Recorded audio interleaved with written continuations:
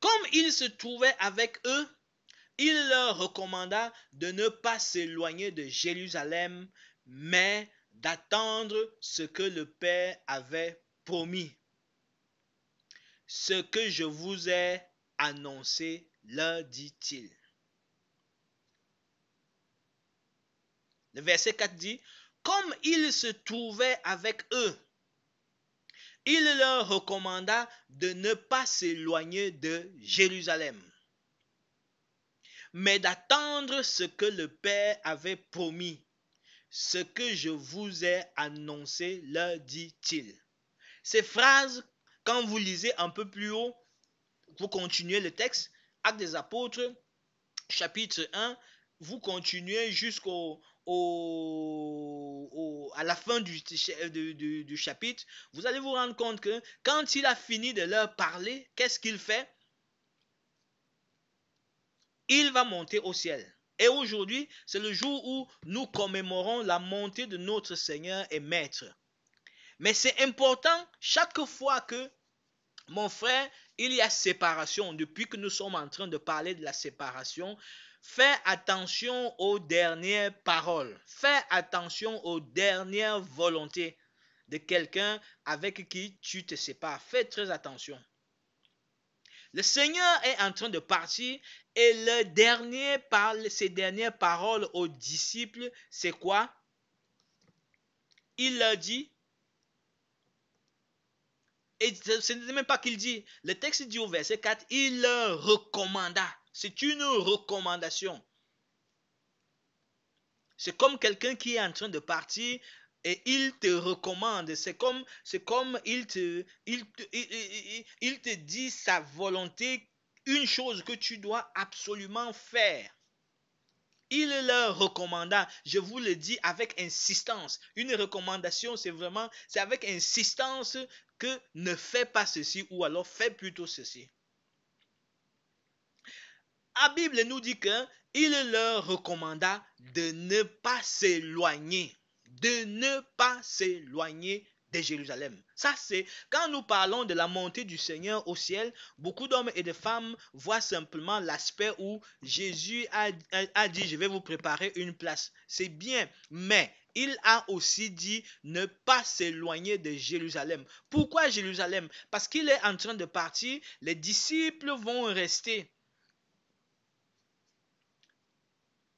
Ce qui arrive souvent quand le maître n'est plus là. Les hommes et les femmes se livrent à plusieurs occupations.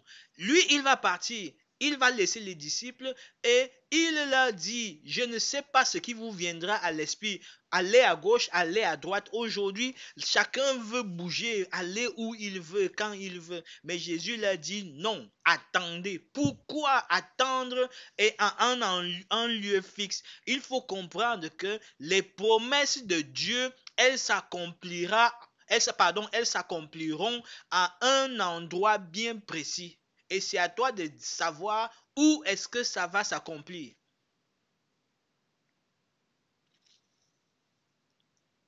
Jésus savait que la promesse devait s'accomplir à Jérusalem. Je vous ai fait une promesse. Je vous ai dit, il y a telle chose qui va arriver. La grâce là, elle va venir. Mais attendez ici à Jérusalem. Ne pas s'éloigner de Jérusalem. Je veux te dire, mon frère, je veux te dire, ma soeur, ne t'éloigne jamais de ton Jérusalem. Ça veut dire quoi? Ça veut dire que dans ta marche, tu dois identifier l'endroit de ta bénédiction. Elle va s'accomplir quelque part. Il y a un lieu géographique, un endroit bien spécifique où ta grâce va venir. La grâce de Joseph, ce n'était pas à Canaan. Il fallait qu'elle s'accomplisse en Égypte. Et beaucoup d'hommes et de femmes aujourd'hui passent à côté des grâces de Dieu aujourd'hui parce que beaucoup de personnes ont déjà abandonné là où Dieu les avait placés. Ils ont déjà délaissé. Ils ont déjà quitté. Ils ont déjà bougé. Voilà pourquoi Jésus leur dit, ne vous éloignez pas d'ici. C'est à Jérusalem. Ce n'est pas à Galilée. Ce n'est pas à Capernaum que ça va se passer. Ça va se passer à Jérusalem. Mais est-ce que toi, tu connais ton Jérusalem? Nous sommes dans un monde où les gens ont la bougeotte. Et surtout quand on vient d'un temps de confinement, dès qu'on ouvre les portes, j'ai vu aujourd'hui des gens qui sont déjà en train de réserver les billets d'avion. On aime bouger, on aime bouger. Mais est-ce que toi, tu bouges parce que c'est ici que ma grâce se retrouve ou alors parce que, oh, maintenant il faut bouger? Il y a des gens qui disent, j'ai envie de prendre de l'air. Continue à prendre de l'air. Mais je te préviens que c'est la même air qui devient tornade après. D'où l'importance, quand la tornade va venir, que tu sois là où tu es caché. Et c'est pour ça que Jésus leur dit, ne quittez pas Jérusalem. Mais est-ce que vous savez ce qui se passe à Jérusalem? C'est l'endroit où on vient d'attraper Jésus. On vient de faire mourir Jésus. Et toute personne qui va reconnaître que Jésus, on va reconnaître qu'il a marché avec Jésus, risque la même sentence. Beaucoup de personnes pensent que le Jérusalem, c'est l'endroit où tout le monde t'accueille bras ouverts. Non, Jérusalem n'est pas toujours là où on t'accueille bras ouverts. Les promesses peuvent s'accomplir dans cette terre-là de difficultés. Ça peut être là ton Jérusalem, là où il y a les guerres, là où il y a des difficultés. Tout le monde recherchait Jésus et tous ses disciples. Voilà pourquoi ils étaient enfermés dans la chambre haute. Vous vous souvenez que quand on a attrapé le Seigneur et que Pierre tournait aux alentours, on a dit, hey, toi aussi tu étais avec lui, toi aussi. Pierre a dit, non, non, ne m'amenez pas la malchance là, je ne connais pas ce gars-là, je ne connais pas ce gars-là. Parce qu'ils avaient peur. Mais l'endroit où il y a risque de mort, l'endroit où il y a risque qu'on te prenne et que tu subisses le même sort, c'est là que Jésus leur dit, attendez, ne bougez pas. Est-ce que tu as déjà identifié ton Jérusalem? Aujourd'hui, pour peu qu'il y a un peu de souffrance, tout le monde veut fuir. Tout le monde veut fuir là où, ah là ici il y a trop de ndoki, il y a trop de sorciers ici, non, moi je dois partir. Mais est-ce que tu sais que justement là où il y a trop de sorciers, ça peut être là ton Jérusalem et que Jésus te dit, attends, ne bouge pas. C'est pour ça que l'enfant de Dieu ne doit pas bouger parce qu'il a envie de bouger. L'enfant de Dieu doit bouger parce que Dieu t'a dit que ce n'est pas là ton Jérusalem. Mais si, même si les choses ne vont pas, il te dit c'est ici ton Jérusalem, tu dois être capable de dire j'attends. Il leur recommanda, Actes des Apôtres chapitre 1, le verset 4, il leur recommanda de ne pas s'éloigner de Jérusalem. Est-ce que vous savez que Jésus, Maître qu'il est, Dieu qu'il est, Seigneur qu'il est, il lisait dans leurs pensées? Est-ce que vous savez que Jésus lisait dans les pensées des gens? Et il a recommandé parce qu'il voyait déjà dans leurs pensées que ces gens ici, je suis sûr qu'ils vont partir. Ce n'est pas eux, surtout Pierre, à qui on a dit tu étais avec lui. Ce n'est pas lui qui volontairement allait vouloir rester. Ça veut dire que comme Jésus est omniscient, il sait toutes choses. Il a vu que ces gens ils vont fuir Jérusalem parce que il y a des risques de mort. Ils vont fuir. Mais il leur dit, ne quittez pas. Ne fouillez pas Jérusalem. Restez là. Restez là à Jérusalem. Pourquoi? Attendre ce que le Père avait promis. Ne quitte pas ton Jérusalem. Attends ce que le Père t'a promis. Est-ce que tu sais que c'est une chose de vouloir attendre, je vais attendre. Mais c'est une autre chose de savoir ce que tu attends. Il y a des gens qui attendent, mais ils ne savent pas ce qu'ils doivent attendre. C'est comme si tu es à l'arrêt, je suis à l'arrêt bus, mais tu ne sais même pas quel bus tu dois prendre. Et je suis là, j'attends. Tu attends quoi? J'attends le bus. Le bus qui va où? Ah, tu ne sais même pas. mais tu attends le bus. Le Seigneur leur dit, attendez ce que le Père a promis. Est-ce que toi, mon frère, tu sais, en ce jour où nous souvenons de la montée de Jésus au ciel, est-ce que tu sais que il recommande d'attendre ce que Dieu a promis? Est-ce que tu as une promesse? Est-ce que tu sais ce que Dieu t'a promis? Qu'est-ce qu'il t'a promis? Attends. Où? À Jérusalem.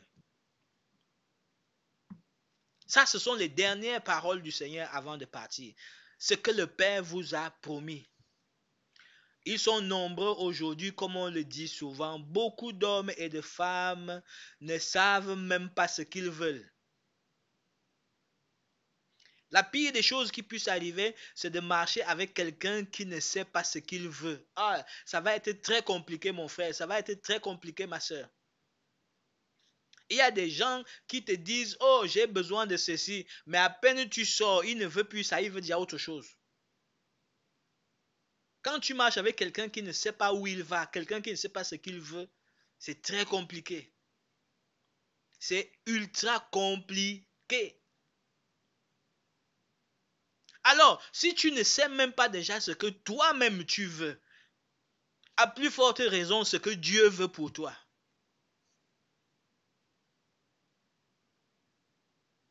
Jésus l'a dit, il y a une promesse du Père. Mais est-ce que toi, mon frère, est-ce que toi, ma soeur, tu connais les promesses du Père? Est-ce que tu connais les promesses? Tu sais ce que le Père a promis pour toi? Est-ce que tu le connais? Tu sais ce qu'il y a en route? Est-ce que tu sais où tu vas? Est-ce que tu sais ce que Dieu a promis que demain tu vas devenir?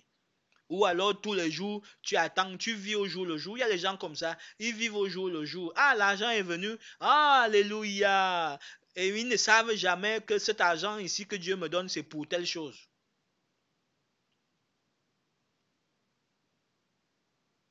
Le Seigneur savait que va avoir 10 jours plus tard un événement à Jérusalem. Lui, il savait. Est-ce que tu sais que Jésus sait déjà ce qui va se passer dans 10 jours? Quand il te donne des instructions aujourd'hui, c'est parce qu'il sait lui ce qu'il va arriver demain. Ça veut dire que si tu veux voir les choses qui vont arriver demain, il faut que tu obéisses aux instructions d'aujourd'hui. Si tu n'obéis pas aux instructions d'aujourd'hui, demain là, tu ne vas pas voir. Ce qui fait que lui, il savait clairement que dans 10 jours à Jérusalem, il va avoir une grande fête et les hommes de toute langue et de toute tribu vont venir. Mais les disciples n'avaient pas la vision de dans 2 jours, 3 jours. C'est pour ça que la capacité de projection, la capacité de planification, c'est ça qui fera de toi véritablement un être accompli. Ça veut dire quoi? Ça veut dire que tu dois être de planifier les choses parce que tu sais déjà ce qui va arriver dans 6 mois. Tu sais déjà ce qui va arriver dans un an. Beaucoup d'hommes et de femmes, quand ils reçoivent l'argent, ils mangent tout. Tout. Ils mangent tout. Pourquoi? Parce qu'ils se disent que à la fin du mois, l'argent va encore venir. Ça veut dire que quand ils voient déjà le 25, ils vident le compte, ils savent que l'argent va arriver le 30, il va arriver le 30. Mais quand il arrive le 30, il met la carte, l'argent ne vient pas. Le premier, l'argent ne vient pas. Le 2, l'argent ne vient pas. Il commence à paniquer. Ça, c'est quelqu'un qui ne sait pas planifier. Mais Jésus savait avec précision, quand il leur a dit d'attendre à Jérusalem, il savait qu'il y a un grand événement qui arrive dans 10 jours. Vous ne devez pas rater ce rendez-vous. Disciples, mes disciples, ne quittez pas Jérusalem. Il y a un grand rendez-vous dans 10 jours. Vous-même, vous n'avez pas ce rendez-vous en esprit, mais Jésus avait déjà le rendez-vous en esprit, la Pentecôte. Lui, il avait déjà ça en esprit. C'est pour ça qu'un véritable leader, c'est quelqu'un qui a des grands rendez-vous en esprit et il sait planifier. Ça veut dire que même ceux qui sont autour de toi, ils ne voient pas. Ils vont voir simplement. Il y a des gens qui vivent au jour le jour. Ils font les choses au jour le jour. Mais un véritable leader, il pose des actions qui sont bien réfléchies en fonction de ce qui va arriver à moyen terme et à long terme. Voilà. Si tu sais déjà ce que ta famille doit devenir dans 5 ans, tu es un véritable leader. Or, il leur a dit, je vais bâtir mon église. Mais il commence par leur dire, je vais bâtir mon église. Vous ne savez même pas ce que j'ai planifié, ce qui va arriver, comment l'église va naître. Vous ne connaissez pas toutes ces choses. Mais, sachez simplement que ça doit se passer ici à Jérusalem. Ne quittez pas Jérusalem avant d'avoir reçu. Ne quitte pas Jérusalem avant d'avoir reçu. Il y a des endroits où Dieu te place parce que tu dois recevoir quelque chose de précis. Si tu quittes sans avoir reçu, tu es un insensé. Et pendant toute ta vie, ça va risquer de t'handicaper. Parce qu'il faut comprendre que le Seigneur place les gens de manière stratégique à des endroits bien stratégiques. Et quand il te place quelque part, c'est pour que tu reçoives quelque chose de précis à ce moment-là. Et cette chose-là va t'aider. Il y a certaines formations, quand le Seigneur te met à cœur de faire cette formation maintenant, tu ne sais pas ce qui va arriver dans 5 ans, mais lui, il sait que cette formation va t'aider dans 5 ans. La grâce que j'ai, c'est que plusieurs choses que je fais maintenant, c'est des choses que j'ai apprises il y a 10, 15, 20 ans derrière. Et si je ne les avais pas apprises à cette époque-là, le confinement allait être très difficile pour l'Église. Voilà pourquoi quand le Seigneur te place quelque part, acquiert toutes les compétences et toutes les qualifications nécessaires parce que tu en auras besoin demain. Tu en auras besoin demain. Et il leur dit, ne quittez pas Jérusalem. Je sais ce qui va se passer dans quelques jours.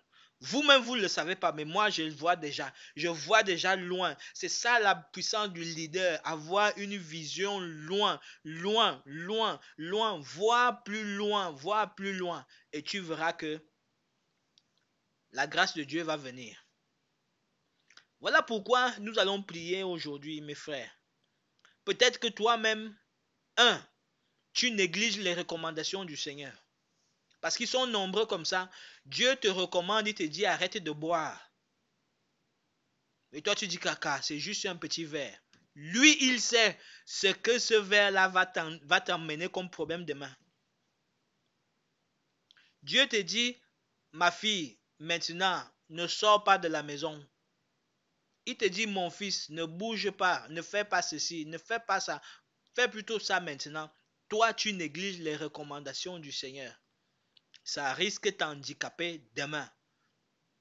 Voilà pourquoi, avant de monter au ciel, il recommande aux disciples, ne quittez pas Jérusalem, attendez la promesse, attends la bénédiction, attends la grâce de Dieu et surtout sois au bon moment. Et Dieu te permettra, quand dans 10 jours, tu vas voir certaines choses arriver, tu vas comprendre pourquoi il t'avait dit longtemps en avance de ne pas faire certaines choses et de faire plutôt d'autres. Que le Seigneur nous bénisse pendant que nous attendons la promesse. Ma soeur, pendant que tu attends la promesse. Mon frère, pendant que tu attends les choses que Dieu te demande, les choses que Dieu va faire dans ta vie, écoute les recommandations du Saint-Esprit chaque jour. Sois attentif aux recommandations du Seigneur, et tu verras la grâce qui va se manifester. Prions ce soir. Mon frère, là où tu te trouves, ma soeur, là où tu te trouves, prie. Prie pour que le Seigneur puisse t'aider. Prie pour que la grâce du Seigneur puisse t'accompagner.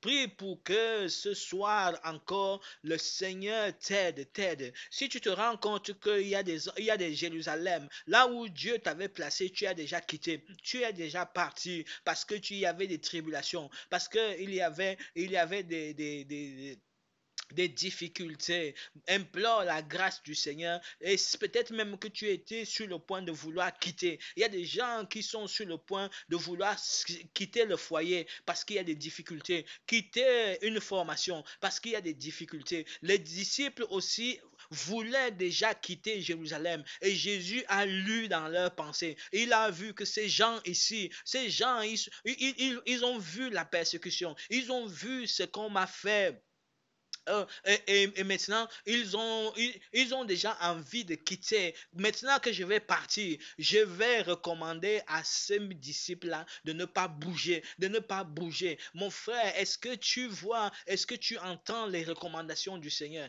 Quand le Seigneur te recommande d'arrêter quelque chose, quand le Seigneur te recommande de ne pas faire quelque chose, est-ce que tu écoutes ma soeur? Est-ce que tu écoutes mon frère? Est-ce que tu entends encore suffisamment la voix du Seigneur qui te dit ne bouge pas, ne sois pas inquiet? Quand le Seigneur te dit ne crains rien, est-ce que tu écoutes les recommandations du Seigneur? La Bible dit que quand Jésus est monté au ciel, quand il est monté, les disciples ont écouté et ils ont respecté, ils ont mis en pratique les recommandations du Seigneur. La Bible dit que dès qu'ils ont fini de voir le Seigneur partir, tous d'un commun accord, ils sont retournés. Ils sont retournés dans le lieu où ils étaient d'habitude, dans la chambre haute où ils étaient d'habitude avec le Seigneur. Il a dit de ne pas quitter Jérusalem et ils sont retournés dans cette chambre-là, au même endroit. Et Jésus savait qu'ils étaient là. Jésus savait où ils étaient. Et le Saint-Esprit savait aussi où ils étaient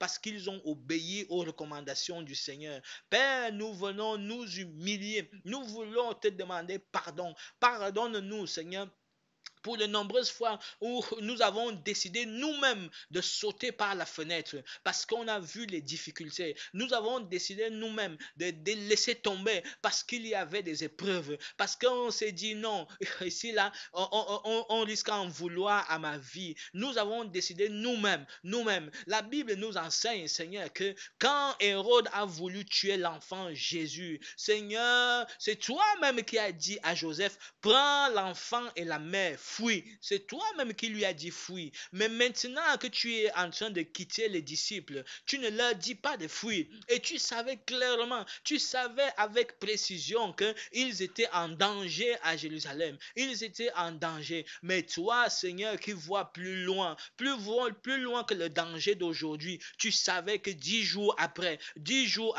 toutes les nations de la terre viendraient à Jérusalem. Toi, tu voyais déjà plus loin que la persécution d'aujourd'hui. Seigneur, combien de fois nous perdons tes grâces parce que nous regardons la persécution d'aujourd'hui, parce que nous regardons les difficultés d'aujourd'hui, parce que nous regardons les épreuves d'aujourd'hui. Nous regardons, Seigneur, les épreuves d'aujourd'hui. Oh Seigneur, pardonne-nous, Seigneur, le nombre de fois où nous avons quitté notre Jérusalem, nous avons quitté l'endroit où tu nous as placés parce qu'il y avait des persécutions, parce qu'il y avait toutes sortes de difficultés et nous avons omis tes recommandations, Seigneur.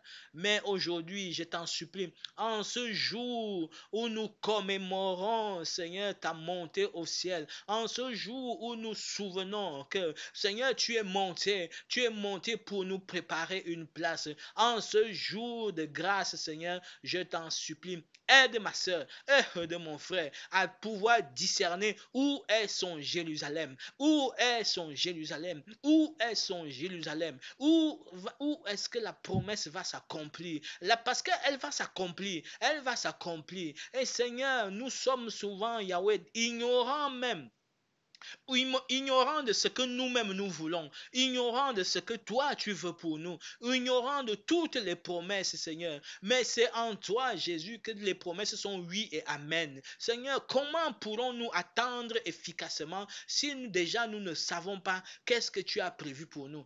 Si nous ne savons pas déjà, Seigneur, quel est le plan de Dieu pour notre vie? Seigneur, je t'en supplie, il n'y a que celui-là qui sait où il va, où Dieu le conduit, qui peuvent attendre efficacement.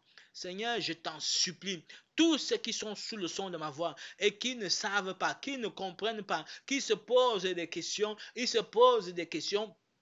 Qu'est-ce que Dieu veut pour ma vie? Je t'en supplie, nous t'implorons, j'implore ta grâce, Seigneur, que tu aides chacun de nous, Seigneur, ce soir, que tu aides ma soeur, que tu aides mon frère, que tu aides chacun de nous, Seigneur, à revenir devant ton saint trône, Seigneur, et chercher ta face pour savoir qu'est-ce que tu veux pour moi, qu'est-ce que tu veux pour ma famille, qu'est-ce que tu veux, Seigneur, pour dans 2 jours, dans 3 jours, Seigneur. Je te dis merci. Merci Seigneur parce que tu es Dieu qui fait toujours infiniment au-delà de ce que nous pensons. Je crois que, Seigneur, tu es Dieu, Seigneur, et tu sais les choses qui vont arriver dans 2 mois. Tu es Dieu, Seigneur, qui connaît les choses qui vont arriver dans 6 mois. Tu es Dieu qui connaît les choses qui vont arriver dans un an. Et beaucoup de choses que tu nous demandes de faire aujourd'hui, Seigneur, c'est parce que toi, tu sais déjà que ce sera l'endroit de notre bénédiction. Ce sera, Seigneur, ce que tu vas utiliser comme instrument pour nous bénir. Je te loue, Seigneur, de ce que tu révèles ces choses-là aux sages, aux intelligents. Seigneur, je te dis merci, Seigneur, parce que tu les révèles à mon frère, tu les révèles à ma soeur, au nom puissant de Jésus. Seigneur, que notre Jérusalem, que rien ne puisse nous chasser de notre Jérusalem. Seigneur, tu vois comment Satan, là où tu nous as placé, le lieu de notre bénédiction, tu vois comment Satan essaie tous les jours, Satan essaie de tous les jours de nous attaquer. Il essaye tous les jours de nous attaquer, Seigneur. On a amené Joseph en Égypte, mais la femme de Potiphar a essayé de l'attaquer, a essayé de mettre la zizanie entre Potiphar et Joseph, alors que Potiphar était un instrument puissant que Dieu allait utiliser,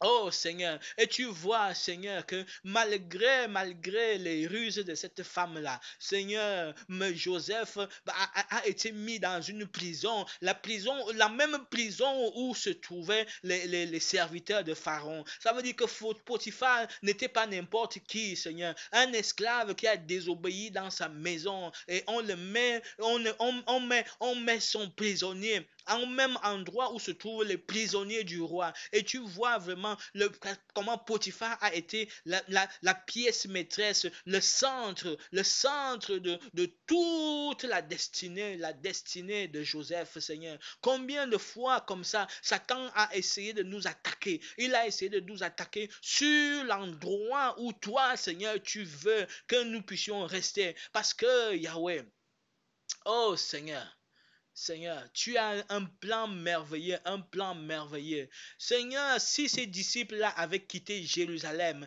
ils n'auraient jamais reçu la promesse. La promesse allait s'accomplir à Jérusalem. Eux, ils seraient en Galilée. Eux, ils seraient à Capernaum. Ils seraient dans une autre ville, Seigneur.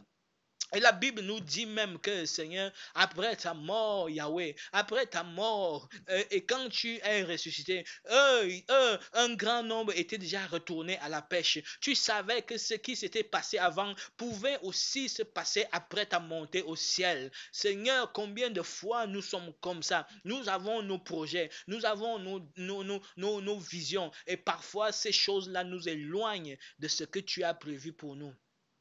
Seigneur, je t'en supplie, la convoitise du monde, la convoitise de la chair, la convoitise des choses du siècle présent nous a souvent éloignés de toi. Mais ce soir, je t'en supplie, j'implore ta grâce en ce jour d'ascension, en cette soirée où, Seigneur, nous nous souvenons que tu es monté nous préparer une place. Tu es monté nous préparer une place. Donne-nous aussi, Seigneur, de nous souvenir que, à part nous préparer une place, tu nous as laissé d'abord à une place. Tu nous as positionnés. Tu les as positionnés à Jérusalem. Seigneur, que chacun de nous puissions être positionnés dans l'église. Combien de fois, Seigneur, nous avons fait naufrage parce que nous avons quitté là où Jésus nous avait positionnés. Des frères, des sœurs se sont trouvés dans des endroits où Dieu ne les avait pas positionnés. Plusieurs ont quitté leur Jérusalem pour essayer de convoiter le Jérusalem des autres. Seigneur, je t'en supplie, ouvre nos yeux, ouvre mes yeux pour que je sache ce à quoi, Seigneur, tu m'as destiné, mais surtout le lieu et l'endroit où, Seigneur, tes grâces vont s'accomplir. Seigneur, parce qu'elles finiront par s'accomplir. Ces choses-là vont s'accomplir. Elles vont s'accomplir dans la vie de mon frère. Elles vont s'accomplir dans la vie de ma soeur. Mais pourvu que chacun de nous soyons au bon endroit. Pourvu que nous soyons au bon endroit, au bon moment, à la bonne place, Seigneur. Je t'en supplie, Seigneur. C'est notre prière ce soir. C'est ma prière pour l'église. C'est ma prière pour mon frère. C'est ma prière pour ma soeur. C'est ma prière pour nous tous. Que tu nous fasses grâce, Seigneur, de pouvoir aspirer à chercher où se trouve notre Jérusalem. Ce que nous attendons. Où est-ce que ça va se passer? Et que Yahweh, nous soyons un cœur prompt à obéir à tes recommandations. Que nous apprenions à obéir à tes instructions. Que nous apprenions à obéir, Seigneur, à tout ce que tu as mis comme plan d'action. Tu avais déjà un plan d'action, Seigneur, pour la naissance de l'Église, mais les disciples, eux, ils ne comprenaient pas. Ils n'avaient pas vu ton plan d'action, Seigneur. Et ils ont simplement entendu que tu montais et que tu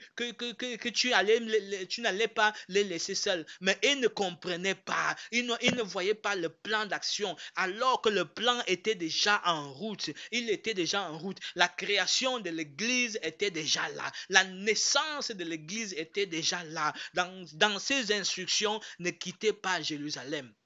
Seigneur, je crois que sur le chemin de notre destinée, il y a des choses que tu as réservées pour nous. Elles sont déjà en route. Mais donne-nous, Seigneur, d'avoir un esprit ouvert. Donne-moi, Seigneur, d'avoir un esprit ouvert pour discerner que le plan est déjà là. Les choses sont déjà là. La grâce est déjà là. Ce que tu as prévu, c'est déjà là. Le plan est déjà là. Même si moi, je ne vois pas le plan, que j'apprenne à te faire confiance que le plan est déjà là. La ligne est déjà tracée. Seigneur, tu nous fais souvent grâce d'ouvrir notre sagesse, notre intelligence pour que nous puissions voir les choses qui sont déjà planifiées. Mais que personne, Seigneur, de tous ceux qui sont sous le son de ma voix, que personne ne passe à côté de ta bénédiction. Je t'en supplie, c'est ma prière, Seigneur, que nous apprenions à écouter tes recommandations à toi, tes recommandations. Nous avons déjà écouté beaucoup de recommandations des hommes et des femmes qui sont autour de nous, parfois qui nous ont éloignés de tes projets. Mais que Yahweh, nous apprenions à nous asseoir sur tes recommandations, que nous apprenions à nous asseoir sur ce que toi, Seigneur, tu ordonnes. Je te prie, j'implore ta grâce, que dans le cœur de mon frère, que dans le cœur de ma soeur, il y ait ce vif désir de suivre tes instructions. Parce qu'en obéissant à toutes tes recommandations, nous sommes déjà sur le chemin de notre destinée. Ah, quand tu as donné ces instructions, les disciples ne comprenaient pas. Ils ne voyaient pas la gloire qui allait se faire, qui allait descendre 10 jours seulement après. Heureusement qu'ils ont obéi. Heureusement qu'ils ont suivi pleinement tes instructions. Ils ne sont pas partis de Jérusalem. Ils sont montés à la chambre haute et pendant 10 jours, ils étaient là en train de prier en attendant la promesse. Seigneur, je t'en supplie, donne-nous ces cœurs-là patients, ces cœurs-là patients dans ta présence. Oh, il y a des choses pour lesquelles nous prions 1 jour, 2 jours, 3 jours, 4 jours et puis on se fatigue. Mais les disciples sont restés là. Personne ne savait quand la promesse allait s'accomplir. Personne ne savait ni le jour, ni l'heure, ni la seconde. Mais c'est toi, Seigneur, qui connaissais. Heureusement qu'ils sont restés attentifs. Ils sont restés toujours dans la prière. Ils sont restés dans la chambre haute. Personne ne s'était fatigué. Aujourd'hui, quand on dit moment de prière, 1 heure, les gens sont fatigués. Mais eux, ils sont restés là pendant 10 jours. Personne n'est sorti de cette chambre-là. Seigneur, ils étaient là. Et parce qu'ils étaient d'un commun accord, la gloire est descendue. C'est seulement après qu'ils ont compris pourquoi tu avais dit de ne pas quitter Jérusalem. Et le jour où le Saint-Esprit est descendu, ils ne cherchaient même plus, ils ne cherchaient pas à qui prêcher parce qu'il y avait déjà du monde devant la maison. Il y avait déjà du monde. Et voilà comment en un seul jour, 3000 âmes se sont données et l'Église est née. Seigneur, beaucoup de choses que tu veux bâtir dans nos vies, nous loupons souvent parce que nous désobéissons aux instructions que tu donnes. Seigneur, que ta parole soit vraiment une lampe qui éclaire chacun de mes frères, chacune de mes soeurs, chacun de nous. Que ta parole soit vraiment cette lampe-là, cette lampe qui nous éclaire. Au nom puissant de Jésus-Christ. Nous bénissons ton merveilleux nom, Seigneur, parce que nous croyons que les choses que tu as commencées, Seigneur, tu les amèneras à la perfection. Je te prie, Seigneur, pour l'Église, que tu nous donnes, oh Seigneur, dans ce temps de confinement, que tu nous donnes, Seigneur, de suivre tes instructions, parce que la gloire à venir, elle ne sera comparable à rien si nous restons dans l'obéissance. Seigneur, merci pour le temps que nous avons passé ce soir dans ta présence, en ce jour d'ascension, en ce jour où nous souvenons que tu es allé nous préparer une place. Et donne-nous, chacun de nous, Seigneur, de dormir paisiblement en attendant que ta grâce se manifeste. Merci pour nous qui avons pu participer, Seigneur, à ce moment de partage. Et merci pour ton esprit qui nous conduit.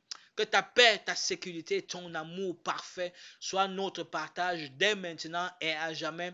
Au nom puissant de Jésus-Christ, notre Père qui est aux cieux, que ton nom soit sanctifié, que ton règne vienne, que ta volonté soit faite sur la terre comme au ciel. Donne-nous aujourd'hui notre pain de ce jour. Pardonne-nous nos offenses, comme nous pardonnons aussi à ceux qui nous ont offensés. Et ne nous soumets pas en tentation, mais délivre-nous du mal, car c'est à toi qu'appartiennent le règne, la puissance et la gloire pour les siècles des siècles. Amen, amen, amen. Que le Seigneur nous bénisse. Attendons-nous à voir la grâce du Seigneur et surtout les recommandations du Seigneur qui nous conduisent à ces plans merveilleux qu'il a pour nous. Que le Seigneur nous garde.